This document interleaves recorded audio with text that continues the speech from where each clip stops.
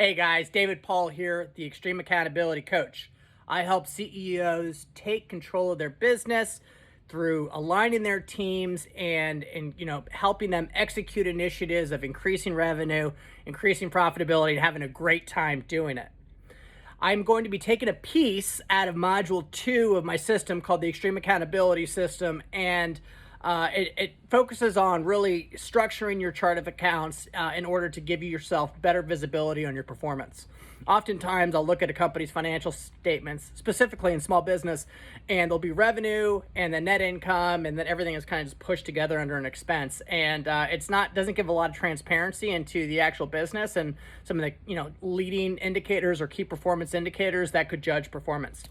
So I'm going to show you what a bad chart of accounts looks like, and I'm going to show you what a good chart of accounts looks like and why it's important, and also give you some tips and tricks on how to benchmark yourself against some outside competitors and to see how you're comparing or how you're performing against other competitors. So very excited. This is in the Extreme Accountability System. After this, you will have some better knowledge on the facts of your business. Okay. Super glad to have the opportunity to talk to you about a module in the Extreme Accountability System called finding the facts about your business.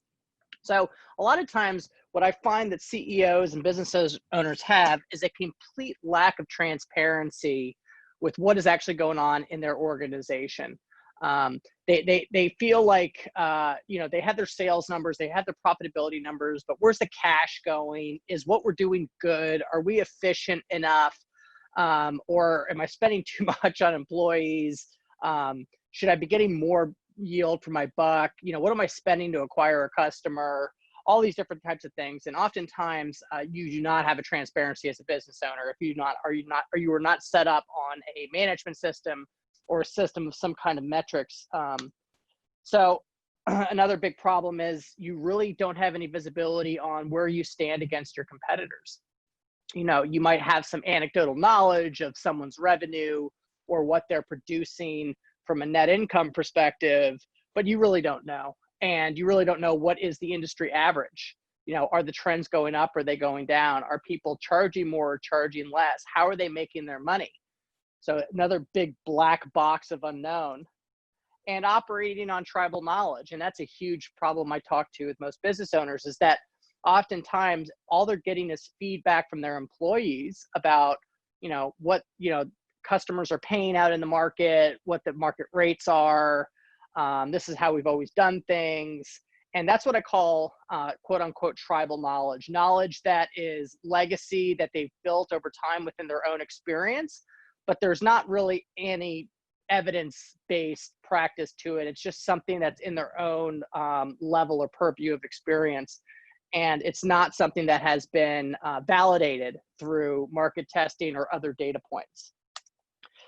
So, the big fear is, I'm not a data junkie. I've never graduated from an MBA or from a business school. I can't figure this out.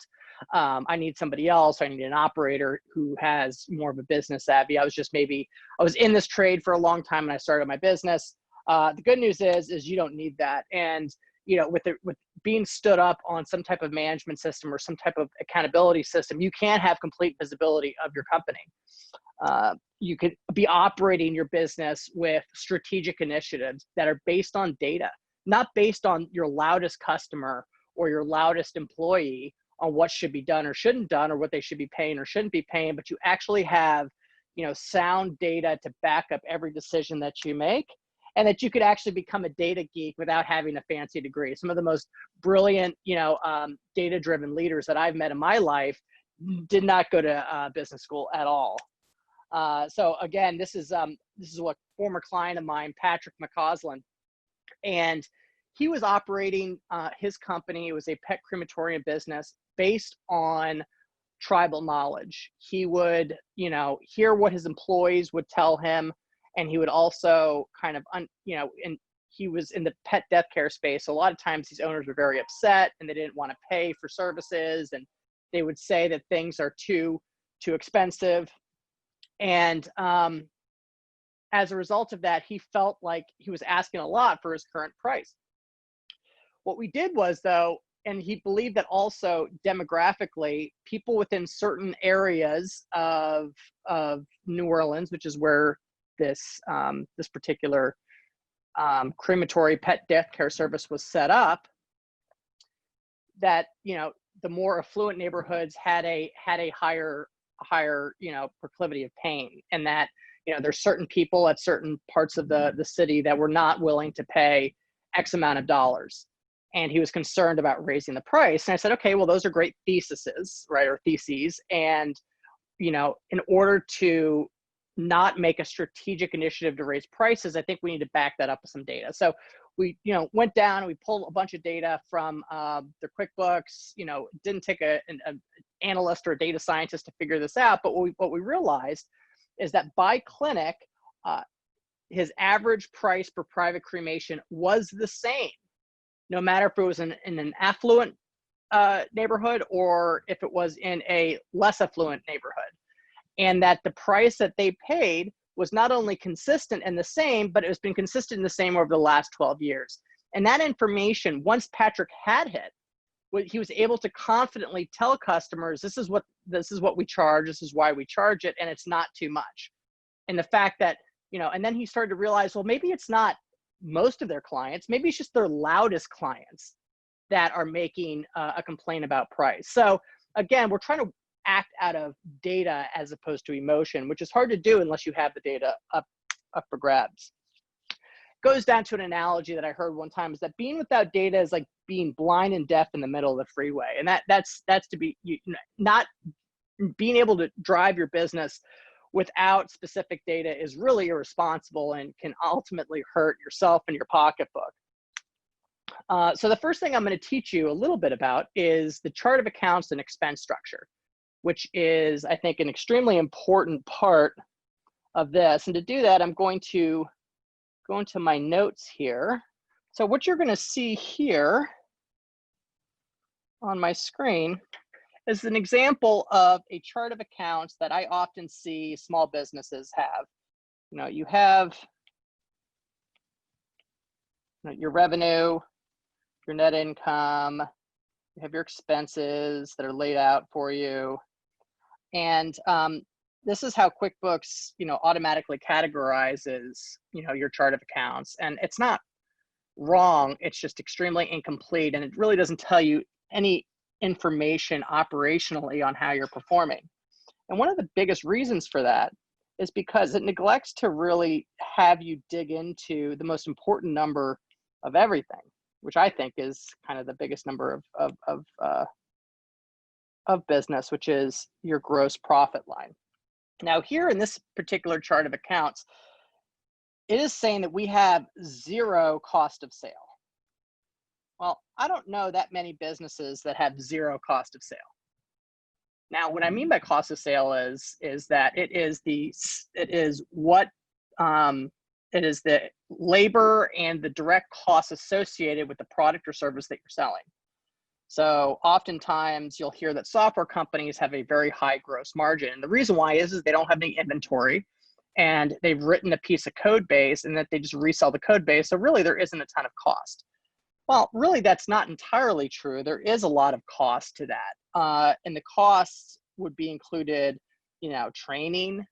If they don't charge extra for training, it would be included in the price of the software. So that would be the cost of goods sold. So the payroll associated for training the people or supporting them in customer support, or onboarding them, if they're not paying extra for that, that would be included in the cost of your revenue. So even software companies that have the highest gross margin historically from any type of business do have cost of sales. So notice here we have zero cost of sales. So it's looking that our gross profit is 100% of our revenue. That obviously is not, really an accurate statement. I believe this was an example that I pulled from a landscaping company. And then we have the standard office expenses, supplies. We don't really know if those supplies are for, to deliver the services, or if these are supplies that we need internally for the office to maintain it. And then we have our net income at the bottom.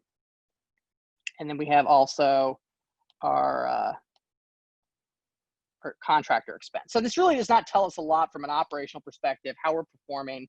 And I like to give you a little bit of a breakdown. Now the bottom line here is we have much more data, but yet it's the same number. So we dug in a little bit more. So I'm going to start with making sure that you segment your revenue.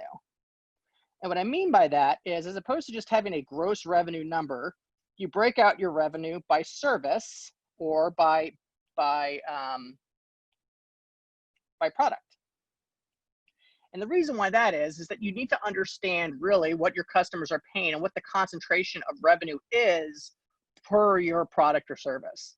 If you're kind of just grossing everything in together, you really don't know what people are valuing, and more importantly, what the cost is to support that labor. So in this example, and this is a very simplistic example, is I've divided the revenue into 3 different categories: maintenance, trees, and extra. So maintenance meaning just mowing and blowing, trees, tree trimming services, and extras would include, adding some additional plants and, some succulents and, basically extras outside of trees and maintenance. And then what I did here is I added the cost of the maintenance labor, the cost of the trees, and the cost of the extras. And I did that by breaking out the payroll and the supplies from the expense structure and putting it in the cost of sale. So when we do that, we're going to learn something extremely valuable, which is profitability by revenue category. And from there, you're going to understand more specifically which services are more profitable than the other services. And that's going to give you a lot of visibility on, are you doing things efficiently, or are you doing things not efficiently? Are you focusing on non-profitable aspects of your business, or should you be focused on more profitable aspects of your business? And I lumped supplies here as just a general cost of sale for all 3 of these services. So now we have our gross profit is lower. So now we can have a gross profit percentage, and you could do that by just dividing any of these numbers by the main revenue number or by the sub revenue category. And you can see what your gross profitability is by revenue category. So after that, I like to I break down the bottom of the line or below the gross profit into categories. And most businesses, there are what they call SG&A, right? Which is sales and general and administrative. So there's 2 categories here. If you run a software company, you might have a research and development where you're actually building an asset, and that really isn't a cost of sale, but you're actually building upon your product. So that would be its own revenue or its own expense category. But for the simplistic service-based business, we have sales and marketing and general and administrative. So what I did from there is instead of having this gross payroll where we had everybody lumped in, I broke it down into the labor, and I broke it down into the payroll of, so instead of having payroll as one line here, I broke the payroll into these lines and here and here. So now we actually have payroll divided up into section. And we can see that we have sales and marketing payroll, and then we have advertising promotion. Now we can actually see what we're spending on sales and marketing, and we can actually correlate what that number is if we really want to get, is, are we getting an ROI for our revenue by how much we sell? Right now we're just talking about customer acquisition metrics and other things that we're going to be talking about in a different category. But for the sake of being, now we know exactly the expense structure that we're using to drive revenue. And then we have the expense structure that we have to keep the operations of the business. And when I mean the operations, I'm not talking about the variable labor or the labor that's going to move up and down based on our revenue, but our revenue or our general administrative payroll might include your CFO, your controller, your front desk person, anybody that is in charge of the centralized command or operations of the business. You as a business owner would probably have yourself in that category as well. Generally speaking, your G&A is going to be a smaller payroll, because if you're a smaller business, you're going to take up most of that, and you might have a controller, a higher level controller, maybe an office person. there's not a ton of other activities that you might have that would encourage somebody to have an expense in general administrative from a payroll perspective. Your salespeople, they would all go into sales and marketing. All the people that are in charge of managing the labor out in the field or in a restaurant or whatever, that would all go under variable labor, because without the revenue, you probably wouldn't have those people anyway. So those are the examples of how to break out your chart of accounts. Now, how you're going to benchmark this is what we're going to talk about later. Is you're going to take your sales and you're going to look at your gross profit, your revenue, and your sales and marketing expense, and your G&A, and you're able to actually start coming up with some benchmark metrics. So you can have G&A as a percentage of revenue, sales and marketing as a percentage of revenue, gross profit as a percentage of revenue, and net income as a percentage of revenue. And here are some benchmarks that a lot of times you'll be able to reference other companies or competitors in the market, and they all follow from a very high level. This is called a top-down analysis of the business. Are you paying the same amount in GA as a percentage of revenue as your competitors, or sales and marketing, or as gross profit? And that's where we're going to start talking a little bit more about benchmarking and going into metrics. Now, we'll talk about that in a later game. But now we actually have four metrics that we can take a look at and be able to look at our competitors to see how we're doing in relation to them. And you also are able to take a look at your revenue categories, whether it's a product or service, and take a look at your profitability per each of the cost centers. So hopefully this is very valuable to you. This doesn't tell you anything.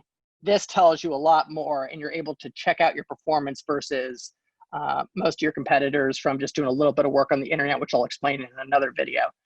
Hopefully this was helpful. Thanks, guys, for watching. A little excerpt from Module 2 of the Extreme Accountability System, how to set up your chart of accounts. Always think about the end in mind. A profit and loss statement is really as good as how much effort you put into it.